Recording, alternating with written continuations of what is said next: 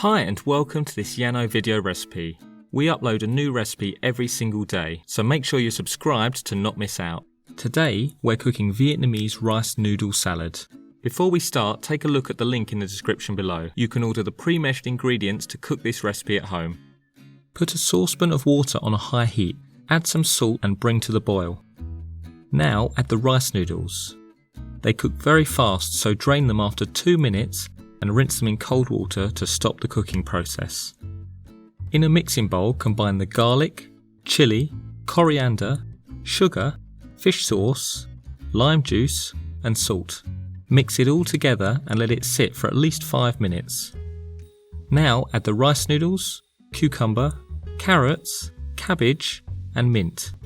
Give everything a really good mix to ensure all of the ingredients are combined.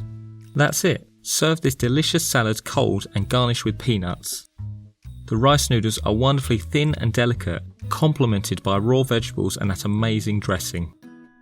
Thanks for watching and don't forget to like this video. We upload a new recipe every single day, so make sure you subscribe to not miss out.